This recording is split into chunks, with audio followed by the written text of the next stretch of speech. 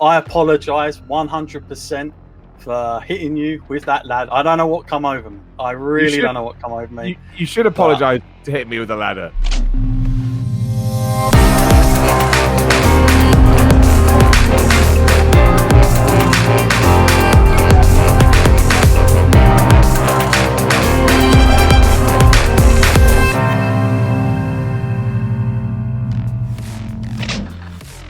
Good afternoon, welcome to another edition of Powered4.TV. Your host John Scott with the infamous, the famous, the man himself, the king of YouTube, as I say, Mr. Simon Miller. How you doing, my friend? I'd love to be the king of YouTube. I think PewDiePie may be the king of YouTube, but I'll take it. How are you, my friend? I'm good, I'm well. We've just, literally for those football fans out there, we're just coming out of the Euros, the whole stuff of all that has now gone. I have to say I wasn't an optimist myself going into the finals, so I was not disappointed in any shape or form of all that. I know you're a football fan yourself, Simon. I also know you're a big Arsenal fan, and me being a Tottenham fan, I've got to say, not the greatest season for both of us last season. It's one I think that we both want to forget. Yeah. How is it for you being an Arsenal fan at the moment?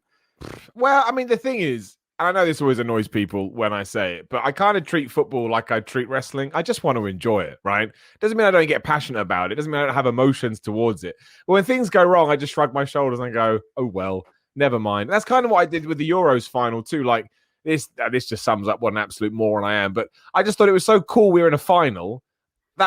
I mean, obviously, it would have been much better if we had won, but that was enough for me. Like, it was just like, wow, we got to a final of a competition and we didn't lose, right? It was in 90 minutes, we never lost, which I thought was really cool. But yeah, as for Arsenal, I mean, the problem with being an Arsenal fan is you have to be a realist. And as we know, a lot of football fans are not realists at all. And the glory days are over. We are in, I don't even like calling it transition because that seems to be way too nice. We're just at the moment a very average club. However, Mikel Arteta seems to have big plans. He's brought in a lot of players. You know, I still think there's going to be a lot of movements, especially now that we're in July and the Euros are over. I keep everything crossed. Like, they're a team with so much money behind the scenes. You'd have to imagine you're never really going to be out of the top 8, top 6 at a push. So whatever you have to do to get back there. But yeah, I mean, look, was last season an enjoyable season? No. No, it wasn't. It was full of, well, quite literal ups and downs, right? Which was difficult. But again, you know, look at Saka, right? He's, I know everything that's gone on since then has been absolutely deplorable, but in terms of footballing talent, absolutely tremendous and kind of amazed he plays for us. So I'm just going to keep quiet and hope that it continues. Yeah, crazy season. Well, at least you're not got to play in the Emmerdale Farm Cup that we're going to be in next season. The conference, European Conference. I mean, well, you must be worried about Kane as well. You must be terrified. Oh, he's gone. He's gone. I've come to the realization of that, and I think we owe it to him as well. I think most Spurs fans feel that way. I don't think you can resent the fact that he's going to go. I think the only issue is Daniel Levy and how much money he's going to want. I think that's going to be a big problem. But I can see him at Manchester City, unfortunately. And the stars align as always because we got them the first game of the season. Of course. So that'll be wonderful. After the Euros, though, he's probably worth what? 150, 180 million? There you go. Yeah, I'm sure Daniel Levy had his calculator out, was putting a few pluses in there, a couple of extra mil here, one for the interviews, all that sort of stuff. Yeah, he would have had that out. But, you know, with the manager situation as well, it took so long to get a manager. Ages, and then when we did, oh, my God, talk about underwhelmed. You know, I'm sure Nuno is going to do fantastic, but like all these managers we was linked with and, you know, we come out of the whole Jose stuff and then we get Nuno and I'm like, if there's one thing I'll say, it will be very low expectations, which might work in his favour because had it have been like Conte or something, they would have expected some instant results, I would imagine. I think the Nuno thing as well was that he ruled him, well, for whatever reason, he was ruled out and then he came back. And I think when you do that merry-go-round, people get, because you accept, I bet when he was first linked, people are like, oh yeah, Nuno will be good. But then when you get a no and he comes back again, well, you've already accepted that it's a no. So, yeah, no, it's difficult, man. But again, he may shine on that kind of a stage. You know, I mean, look, Tottenham are a better team than Wolves. I really like Wolves, but you have better quality players, so maybe he'll adapt. I don't know. It's going to be interesting. There's a lot of interesting teams next year. Yeah, we'll see. I won't hold my breath too much on that. I think we'll be very lucky to be doing well again, especially to get back in the Champions League. But football aside, Mr. Miller, football aside, obviously the last time you and I saw each other face to face, I'll admit now I did get a little bit carried away with oneself in the whole ring. I don't know what come over me. To this day, I still don't know what come over me. I got a little bit excited. It went to my head. I apologize 100% for hitting you with that ladder. It was definitely, Yeah. it's one of those things you get excited. And like I said, I don't know what come over me. I really don't know what come over me. You should apologize to hit me with a ladder. This is normal human behavior. So this is part of the reason I've got you on the show is to do this, sharing a screen, not quite in front of you, obviously. I might be more worried if we did it like that. I'd probably have to hire some security, but doing it this way, I think we're both safe. We can both acknowledge, and we're both adults. And obviously, my hands are up. I apologize right here to you, Mr. Miller. Because before that, we'd met another show in my area of around Basildon, and all things were great, all things were good back then. And I was asking you what a year 2020 was going to be for you, not knowing what those next 12 months was actually going to be. So, mate, I've got to ask you. Obviously, you in your situation, it's kind of unique because you were doing. Obviously, you've come from the whole video content background. You were doing gaming before that and a whole host of stuff and all your amazing videos. But when obviously you couldn't go out and compete and be on the circuit and doing everything every weekend, like for you, was it was you more like embracing the situation and just like, okay, I'll just go with this? Because you seem like you really adapted. However, that's just perception, and I know reality, there's a lot of more to it. But how was you in that time? Yeah, I mean, I think it's a little bit of both, to be honest. It's kind of both ends of the scale, because I was really devastated when booking started to be cancelled. Like I knew it was. I could just tell. The mainstream coverage became too widespread, and you're like, well, how can wrestling stand a chance? Do you know what I mean? Like it's not even regulated. So it's gonna get absolutely trounced. And when it did all fall by the wayside, and I mean the thing. At first, I was devastated because I had a booking in America, right? My first booking in America, I had the flights booked, had the hotel booked, all got cancelled. Damn, sheesh. It wasn't even the money, it was the opportunity. That's bucket list stuff. And it wasn't for like a big company or anything like that, but it was for a somewhat reputable company. And it still would have been an amazing experience. Yeah. So that took a while. But then, I mean, you're right. I'm annoying in that way, in the sense that I'll have a couple of days of being morose and a bit like down in the dumps. But I'm like, this isn't helping anybody. It's not helping you. It's not helping the people around you. So yeah, I will just, I guess, adapt is the best word. I'll be like, okay, well, let's look at what's the pluses of this situation. And I think when it comes to wrestling, a lot of wrestlers are worried about the opportunity passing them by. Like, am I sending enough emails? Am I getting myself out there enough? Well, nobody could do it. So you weren't missing out on any bookings because they didn't exist. So I was like, okay, well, that's one stress. That's one weight off my shoulders. So I kind of just, I doubled down on that. I looked at the YouTube situation. I was like, well, look, I have this awesome platform. People will hopefully be looking for more content because they're stuck at home. I'll throw myself even more into that than always. And look, I love the YouTube stuff. I love content creation, as it's called. But it doesn't bring you the same kind of thrill as wrestling does. It's the instinctive reaction that you get from it. So I certainly miss that. And I still do, because it hasn't really picked back up just as of yet. But I was very, very lucky that I had a job which was kind of unaffected during the whole thing, just by the nature of it, right? I make videos. You can see the green screen. I do it from home. So, yeah, it was definitely a little column A, column B, difficult being stuck in the same place all of the time.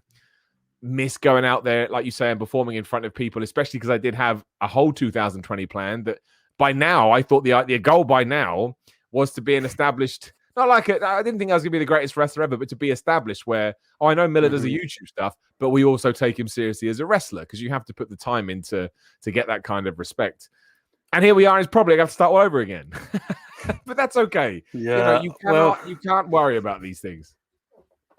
Yeah, it's got to be difficult, as you say. And, like, to pick up on something you said, like, since you've had the new bookings coming in, have you felt like, I don't know, like promoters or the guys that are booking you have treated you any different to where you were at, or do you actually really feel that you are still, going to have to do what you were trying to do, 12, 14, 15 months ago? Is it still pretty much there? Or do you think actually in that time, because things change, as we know in the UK wrestling scene, has it helped maybe slightly with some other promotions, or do you actually feel that you are still at the level you were at back then?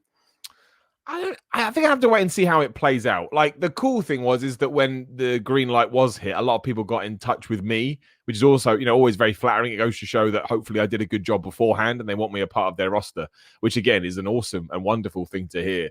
But I suppose the difference is at the moment, I haven't really, you got to be, like I say, you got to be really active when you're trying to get bookings in. And I haven't done that outside of the people I already had relationships with, just because I'm not 100% sure what's going to happen. I know we all feel that way, and you don't want to, I don't want to play my card too early and then realize, we're back at square one. And also, I think it's actually much smarter to go to the people that you know at the moment and work with the people you're familiar with and get back to where you were. Now, obviously, we'll get back sooner than we did first time around because we have that muscle memory, but we still got to get there, and it's still going to take a while. So, yeah, I think for me especially, we're halfway through the year. I think the rest of 2021 is going to be very much a feel-it-out situation. And then hopefully in 2022 is when we can pull the trigger and actually start doing it again properly. But no, I've been very lucky in the sense that, many people reached out to me, which is, I genuinely mean it. Anytime someone says, Simon, would you like a wrestling match? Look, if I'm free and I can be there, I 100% will. And I don't take that lightly. So I do think there's still a bunch of changes to come, but we just got to deal with them as and when they come this way. Yeah, no doubt about it. And just to pick up on your YouTube channel and everything else, I remember when the first lockdown hit, I actually started to really watch a lot of your stuff, and I was watching things that I normally wouldn't watch. I watched you do the Billie Eilish, the watch along and the reactions, and it was kind of really funny, like everything you were saying on it, and like just the whole, the James Bond part and the little guitar bit at the end. I thought this is all stuff that I would say, and he's hitting the nail on the head. He's just like, he's kind of reassuring that I'm right. He's kind of giving me that validation. But those kind of things, they go down really well. Like, I see a lot of people doing them now. Obviously, all your stuff that you do when you watch the gym stuff. Again, I'm not a gym fanatic by any stretch of the imagination, but I enjoy you doing that. Like, it suckers me in a lot. And your enthusiasm for it, you're kind of what I would call compulsive viewing in that sense. Like, you want to just get more. It doesn't matter what the topic is. I think it could be anything. Because your passion just sort of rubs out a little bit. But do you enjoy doing those videos? Like, have you kind of come up with things that you wouldn't have normally have done in the past with some of that stuff? Have you kind of gone into anything that's sort of been a little bit more out of your comfort zone? Oh, yeah. The gym stuff, that was my pandemic project. Like, I'd always use my YouTube channel as a bit of a stream of consciousness. And everyone always says, no, you gotta pick a subject with YouTube. And they're right. But I was like, I don't want to do that. I just want to have fun with it. And then all of a sudden, I had all this extra time on my hands. And as we talked about before we started, I like being busy. I want to be busy all the time. So I was like, okay, well, I've got the time to work on it a bit. Let's, what should I do? And it was one of those weird situations where in January, so just before, a couple of months beforehand, I had done this random fitness video. And somehow it found its way into the YouTube algorithm, which is a dream. That's the dream. Once again, the algorithm, all of a sudden, like, what have I done? And you panic because you don't understand what you've done. So I thought, you know what? I always get questions about fitness. I love fitness. It's passion of mine, as you already mentioned. So I thought, well, I'll just make it a fitness channel for a while. And if it fails, well, what difference does it make? And if it's a success, even a moderate one, great. That's a little thing to, keep me occupied. And it turned out there was an audience for that stuff. I massively appreciated that too. It's one of the hardest I've ever done in my life, because fitness YouTube is daily uploads, and you're like, what else am I going to talk about? I've told you everything that I know. So you have to start thinking outside the box. But it is very kind to hear words like that, man. So thank you. I think it's so easy to fall into the numbers game with YouTube. Like, oh, this did that and that did this. And you forget, but even if one person watched it and enjoyed it, that's a pretty good statistic. So it's great to hear that, man. But it really was. That the whole fitness stuff, I never did it before because, well, much like wrestling or football, the niche community can be vicious. I thought to myself, maybe I've had enough of this, but then I realized I got quite a thick skin. There's only a few things you could say that would genuinely offend me, and I don't really care. But it's been awesome. Obviously, when we opened up again, it calmed down a little bit, as you would expect, because less people were watching. But I still kind of feel like I've built a decent foundation, and I enjoy it is the main thing, which is what the advice I always give to people as well. It's really fun to do, and I feel privileged that I can make a living out of it. So fingers crossed it keeps going well. Yeah, some of those videos are fantastic to watch, and they're really worth a go just for a laugh, especially those clips that you go through with your reactions.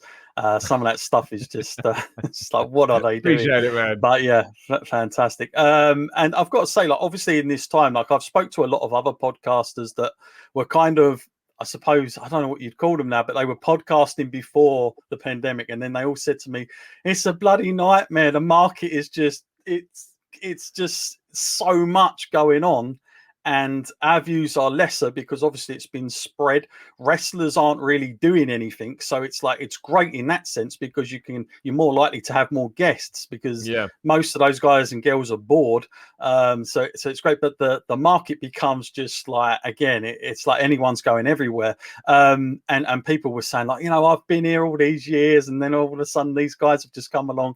Do you get like involved with any of that, or do you keep yourself well out of that and you're just like, I'm me, this is what I do. I'm not really going to pay too much attention to whatever else is going on. Obviously, we know you've got WhatCulture, which is a huge organization, like its own brand, its own thing. But you yourself, do you get caught up with what other people are doing? And does it irritate you sometimes if you see somebody come along that's not, I suppose, quote unquote, worked for it, or, been there enough or established or doing it in a certain way, whatever way that is? Because again, YouTube is just so anyone can go on YouTube, right? Anyone can get a video and it's on YouTube. So it's not like you have to have certain things. The same with podcasts. Again, all you need is a mic. You can do things on a phone.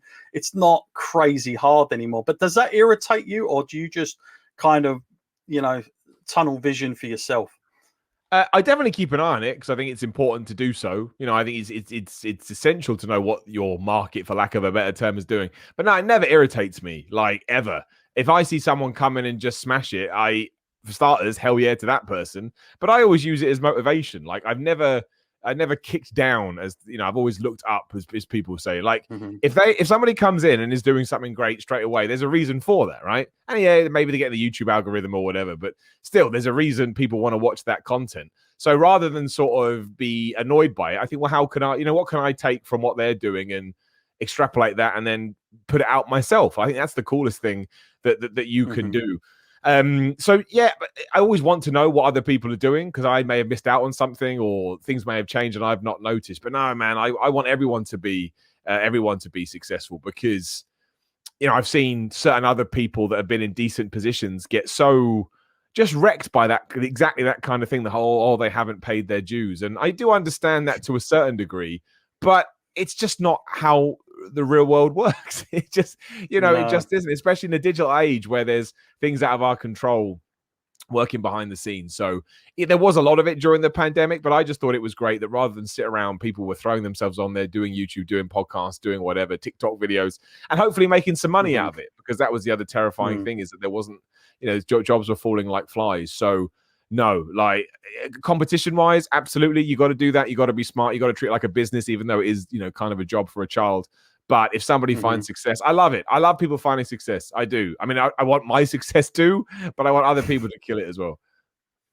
Cool. Yeah, no, it's something actually that me and Alex McCarthy spoke about, and I was trying to say to him that, like, when I first come on doing media stuff, like the first time around was like the years of 2001 to about 2005, and that would have been going to York Hall with the FWA. And I said to him, I was like, you couldn't just turn up like you do now at these shows and have a welcome in, like, hey, welcome, come backstage and do some interviews. Like I said, it took like 6-8 months just to kind of get an in, just to build trust, and then like be trusted as somebody that can do this. And nobody really said too much, because obviously it was, even though the internet was still predominantly there and kayfabe had pretty much gone off the radar, in the UK at least, it was still treated as very much, let's protect what it is, because there was only, I think at that time, there was only FWA, there would have been All-Star, WAW, but there was very few back then, whereas now it's kind of on your doorstep most places. Like, there'll be some promotion near you. And but yeah, I was just talking to him how different media was back then in the UK scene to sort of where it is now, as sort of a welcoming in, and paying those dues kind of things. A totally different thing altogether. But I've got to ask, when you first got involved with wrestling, Simon, like, what was your sort of first sort of meeting into the whole UK scene? Like, what was the first stuff that you saw? Was you always kind of, as a child, did you always know that UK wrestling was there? I know we spoke because you was at All Star last time, so obviously that's got a huge legacy. I think they was, at the time me and you spoke, that was their 50th year, so it goes to show how long they've been around. But did you always kind of see UK wrestling as a kind of legit thing, I suppose? And when did that come about? I mean, not for a good few years, but only because, when I started watching wrestling, I was a kid, and you just sort of buy what you see on TV, right? So, I missed World of Sport. So I didn't know, I learned about what that was later on, but we were getting WWE, or WF as it was then, and WCW. So I just thought that was pro wrestling. And it wasn't really, if I'm being honest, till I came out of uni, so sort of mid-20s, until I realized I knew what the indie scene was, because I used to read wrestling magazines, and they would mention, Daniel Bryan or CM Punk, Colt Cabana, all these guys. So you knew that there was something going on. I always used to see Johnny Storm, and all those guys too. So you knew it was happening, but I just didn't have the wherewithal to check it out. Both probably because I didn't know how to. And then I suppose as the internet became a thing, and much like you say, all of a sudden people are allowed to go backstage because everyone's like, man, we need to take advantage of social media, etc. And that was kind of just before it was quite a good while before the boom, but around that time. And that's probably when I got into wrestling more than ever. I still love WWE. I still would watch TNA and things like that. And Ring of Honor, as it started to, I guess Ring of Honor was a good way to let you know, look, there are other things than your traditional wrestling company. And then when I started finding out about the Doug Williamses and the Johnny Mosses and people like that, and the histories of people like William Regal, you were just, because I knew William Regal was from these shores, but I didn't really know his journey. And when all of a sudden I had access to the information, I was like, oh, damn. And ever since then, I've never looked back. And this kind of ties into the thing that I'm always saying on my videos too, because I get it. You're biased towards this company. And I'm just really not. I just like wrestling. I don't care where it comes from. I just like sitting down and watching wrestling. At one point, do I have my favorites where maybe I'm a little bit more forgiving? Of course. Like, I'm a huge Miro fan. So if sometimes he doesn't have the greatest match ever, instinctively I'm going to be like, yeah, but I like Miro, so I don't care as much. That's just life. That's just how it works. But when it comes to companies, I just want to see good wrestling. So I kind of threw myself into all of that. I started watching it, especially as YouTube got bigger and bigger. And I kind of just educated myself. And then I started going back in time, right? And I started watching stuff from the 70s and 80s to ensure that, well, I just, it's much easier to understand the product now if you know where it was and where it's been. And also, there's so many amazing stories that I think, it was really after I came out of uni and learned about all that, I've just been hooked ever since. And now I couldn't be more wrestling if I tried. It's like wrestling threw up over me. But that's okay because I love it. Yeah, it's a good way of putting it. I mean, yeah, you're right. Like everything you just said there, and to pick up on like when people go, you're biased. I get that all the time because obviously Powered 4 has its set of promotions. Like we have 30 on the platform. Everyone's like, you're only going to talk about them. And I talk about anybody. I talk about Progress. I talk about Rev Pro. I don't care because I'm a wrestling fan. And I said this from day one. It doesn't matter if you're on our platform or not. I'm not going to ignore or pretend that they don't exist. I know there have been people out there that kind of do that, but I do not shy away. And the reason is because, I'm kind of believing what I've got here enough to be able to talk about anything. It does not bother me in the slightest. Obviously, we have promotions like 1PW. Their archive is available, and again, I always try and get people back to that because a lot of UK fans that have only come along in the last sort of 6-8 years, they never really heard of 1PW, and I was like, it was. Although it was a British promotion, I was like, there were so many imports. It was unreal. And I said, it was a time where you could have Ring of Honor, Noah, New Japan, and TNA stars and British wrestlers all together. There weren't too many times where that's happened before. And you used to get some real crazy type of matches back then down in Doncaster, one of my favorites. But and you mentioning about going backwards, I've got to say, like, for you cover so much wrestling. Obviously the ups and downs, a fantastic show with WhatCulture, but I do this as well, and I've got to say, like, my energy level sometimes, like, I don't know how you do it. I really don't. I said this to Alex. I was like, I don't know how he's keeping to a 10 for that long, and the enthusiasm. But I've got to say, it's better to be that way than going on every week and just being like, oh, it was terrible. Or there's so much of that I don't get the appeal to why I'd want to listen to it. But each to their own, no doubt about it. Each to their own. But if there's something I really don't enjoy, I probably won't put myself forward to do it, just because I know it'll be rotten. And you've got to be passionate. But how do you? Have you ever found difficulty in that yourself? Have you ever come up with those challenges where it's like, I don't know if I can do it. I really don't know if I can go on and be as energetic. And how have you managed to, I guess, like, what are some of the things, some of the tools and techniques that you've picked up to be able to go at a 10? Caffeine. No, I'm joking. Get a sponsor in. We need it. I don't actually drink coffee at all. It's twofold. Firstly, you hit the nail on the head. When I first started doing this, and it kind of goes into what we were talking about too, everyone was negative. Everyone I watched, negative. So I was like, I don't want to do that. I don't like it. I don't watch it. And it's not my nature, right? My nature is not like that. So I thought, okay, everyone talks about creating a niche for yourself. I'll be the positive guy. I'll always try and spin things on the positive. Be honest and transparent. People have now decided that positive means not true. You just like ignore things. Like, no, you can still say something's crap, but you just say it in a positive. You don't just go, it's the worst thing that ever happened in my entire life. So that was kind of always built into my nature anyway. But the truth of the matter is, sometimes before I hit that red button on the camera, you are a bit like, man, where the hell am I going to get the energy for this today? But it's your job, right? It's your job. And I don't take that lightly at all. So the way I look at it is with ups and downs. Say Raw, we did that today. I think it's just gone live recently. There's different sort of pillars to what people are watching it for. One, they want to know what's happening on Raw. That's the big, never forget that. You may be doing it, but the major people tune in, they want to know what happened on Raw. So make sure you tell them what happened on Raw. Have fun with it, but that's fine. Two, remember that you are speaking to people. So maybe don't be a morose downbeat so-and-so. And three, like I say, remember that you're very lucky to do this. And I always tell myself that before I start recording. It's, if anyone's watched stuff like this with me before, I say it all the time.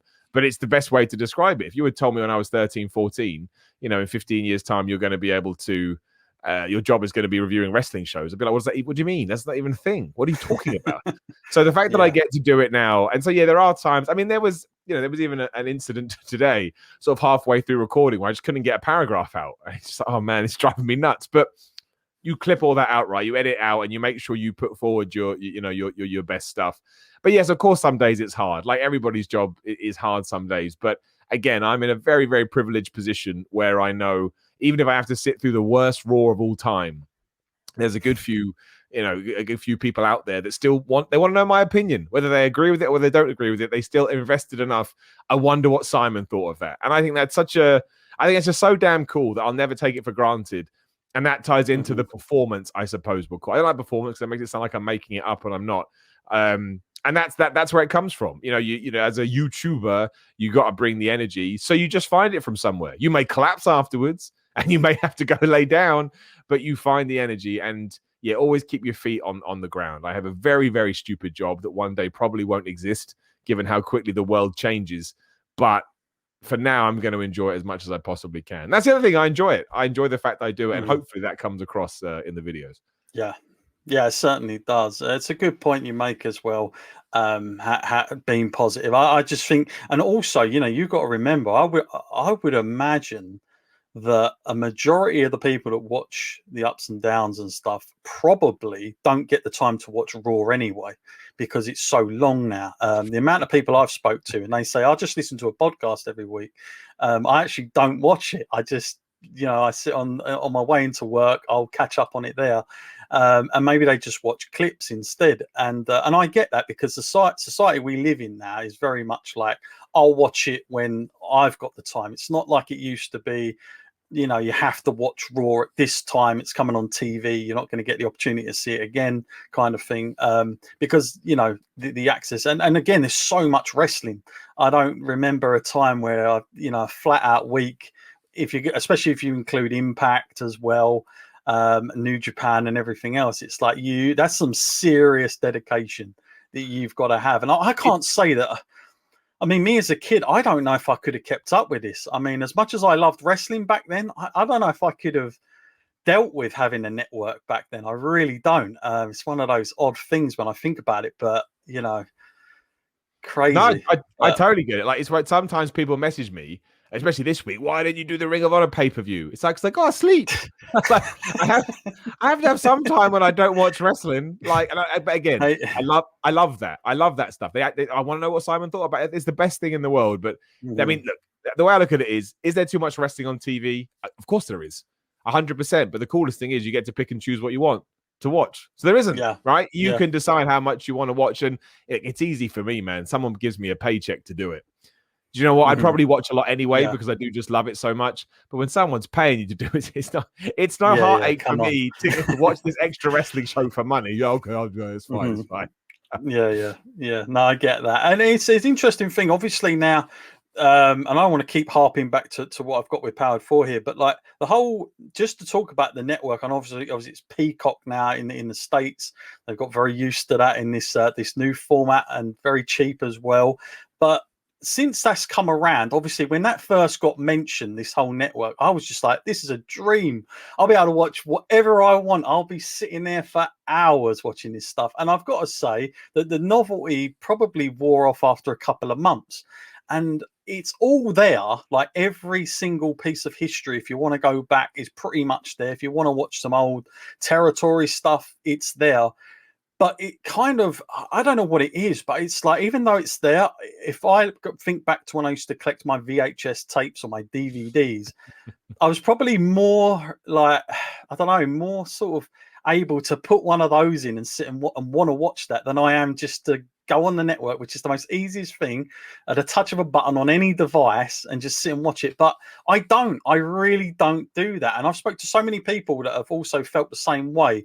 Why do you think that is? Is that just WWE haven't done a very good job of advertising what's there and steering people to certain things in their archive? Or is it like too much and you're like a kid in a candy store? It's just too much. I mean, like, do you think they would have been better putting things on gradually? Like, I don't know, Tuesday nights are old SmackDown episodes, or WCW Nitros on a Wednesday, or something like that, rather than just go wallop. There you go. There's the whole library. You do what you want with it. I think the wallop is more important because you don't know what people are going to want to watch. So if you just put up Raw, for example, from '93, but then somebody really wants to buy the network for WCW, you may lose them because that impetus dies because WCW, then they forget about it. But I think I know exactly what you're talking about. I think the reason we used to enjoy reaching for our DVDs, Blu-rays, VHSs is because it was a tangible thing that we can hold, and we actually have to go out of our way to spend money onto it. So it kind of feels special. It has a purpose. It's like, you know, this is why people are terrified that boxed video games are going to go away, because they love that attachment they had to it. Great. And it's kind of like when I've had this conversation before. I used to live in Bournemouth, and the beach was 5 minutes from my house. Guess how many times I went to the beach? Never. Because it was right there. So I didn't need to, because I can always go tomorrow, right? Can always go tomorrow. And YouTube plays a part with this as well. Like, there was a time when I always wanted to watch King of the Ring 1998. I always wanted to see Mankind getting thrown off the cell because I just couldn't believe it. But then when the network was here, well, I can watch it whenever I want. So I don't watch it anymore. I can look at a clip on YouTube. You know, it became very short, sort of quick content, as opposed to I'm going to sit down, go fast forward through my Royal Rumble thing. So I think it's just that. But at the same time, the thing I love most about the network is I'm with you. I don't watch it as much as I thought I would. After about 6 months, I'd reached the same place. But it's that feeling that I know that I can. And every now and then my brain will say, oh, we should go watch Brett versus Stone Cold, or we should watch Michaels versus Taker, or we should watch, tying it in, you know, Hogan and Orndorff. And it's so cool that it's just there. And I think in 2021, you need to have that because everybody else does. So I just think it's one of those things. I just think it's just the way that we have adapted as a society, and it comes down to the way that we sort of indulge this content too, whereas before it took real effort, so you wanted to make sure you got worth in that effort. It's not effort anymore, and WWE charged £10 a month from it, or $10, you know, for our American friends. Pay-per-views. Yeah, honestly, they could have charged $10 a month. I know this is a boring argument, but they could have charged $10 a month and still charged me 20-25 for Rumble, SummerSlam, Survivor Series, and Mania, maybe even 50 for Mania. I would have paid it, because I would still be like, wow, the great value. So in many ways they screwed up there. Not that I mind. Yeah. So Yeah. I think it's just one of those things where, people say to kids, "Oh, you don't know you're born," because they just have such because technology gives them a better lifestyle. It just does. It's just true. And we had it, and they've got it, and the next generation will have it. And I think that ties into the network as well. But no, I'm glad that it's all there. It's just awesome that you can watch it forever. Also, for me, I watch so much wrestling. Sometimes I'm like, I don't need to watch any more this week. I've had my fill. I've had my fill. Yeah, you really do. Yeah, gone are the days of me going around Woolworths paying about £14.95 I remember it, for an In Your House 97 or something. Oh, they were good though, man. Time. Those anthologies. But I love the hundreds. covers. I used to love the covers. I used to stand and read the back of it for ages, thinking, "Shall I get this one?" Because it used to give you the match card back then. Now it's more of a description if you get them, and it used to. And all the boxes were very unique. They weren't like neon, the kind of standard stuff you get now. So I gone are the days of tapes, and of course rewinding and things of that nature. Whoever remembers things like that, but I've got to say, like, what do you do then, Simon, like in terms of like getting away from wrestling and being able to just chill? Where do you go to? Are you a movie buff? Are you a gamer? Do you go out? What kind of gets you away when you need it? And you've had enough of this wrestling, this crazy world of wrestling that we're in. What sort of things do you take yourself to? I don't get away from wrestling. There's too many pay-per-views. There's too many pay-per-views. Sometimes, like this week, for example, it's like Slammiversaries on Saturday night. So it literally will be wrestling every single day. I'm genuinely not complaining. I'm not. I feel blessed to do what I do, but it's still ridiculous. Like, let's not pretend otherwise. Yeah. But no, I do. I mean, games have always been, that was my other thing. That's what I got into before wrestling. Yeah, I love games. Don't play anywhere near as much as I would like to, just because, the time sink. But yeah, I love games. Before the world ended, cinema was my big thing. I would try and go to the movies once a week with my girlfriend. Like I watch anything, like even stuff that on paper sounds crap. I just like the experience of going to see a film. I read a lot, reading a lot's a good thing because obviously you do that before bed, so you can always find time to read. And really, without wanting to be a parody of myself, is going to the gym is my real sort of downtime, which sounds silly, but that is what I've based. I sound so dumb, but it's true. It's what I based my entire life on is, what you learn from the gym, you apply to your real life. All that bollocks doesn't mean anything, but annoyingly is true. So as long as I can find genuinely, like, I've seen my girlfriend as well, of course, but as long as I can find a couple of hours a day to work out, I'll take whatever life throws at me. It centers me, it balances me, and all that Zen nonsense people talk about. But it does. It's true. That's where I calm down. That's where all the problems filter out of my head. So as long as I can do that on most days, bring on Impact, Ring of Honor, WWE, whatever, AEW, just keep it going. So throw it at me. Yeah, absolutely. Absolutely. To just sort of finish off now with having you on the show, like, I've got to say, what are some of your who is some of your go-to guys, like you enjoy watching? Have you, because you mentioned you've gone back and watched some of the older stuff, has anyone sort of you've come across and been like, oh, he's really cool? Like I for me personally, I really started to get into the whole Andy Kaufman stuff. With Jerry Lawler in Memphis. I just love the way he worked the worker, and he worked, just everybody, and there was layer upon layer, and it's a very unique thing.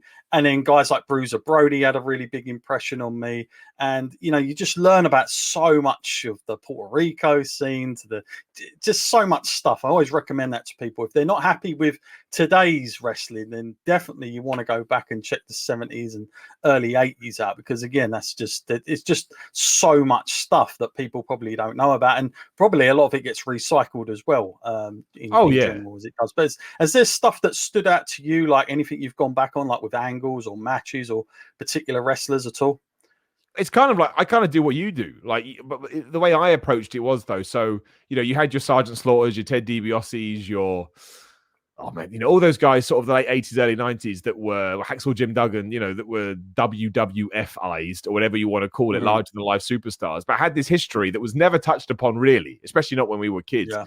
And every now and then I will just go back and I'll watch what they did before they got there, be it whatever territory they were in. And that's when you really learn so much about, like you say, where wrestling's come from, and the fact that it's cyclical, and the fact that everybody is still stealing all their all their stuff.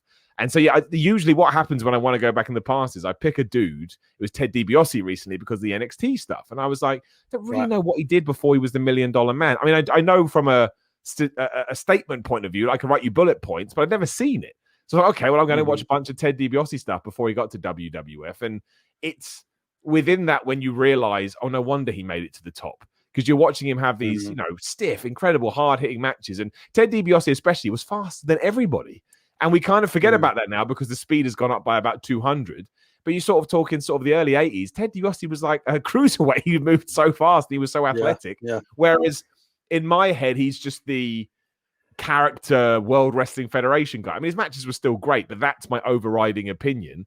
And you forget that, like a lot of dudes from that era, he was a really good worker, right? Really, really good worker. And you kind of see...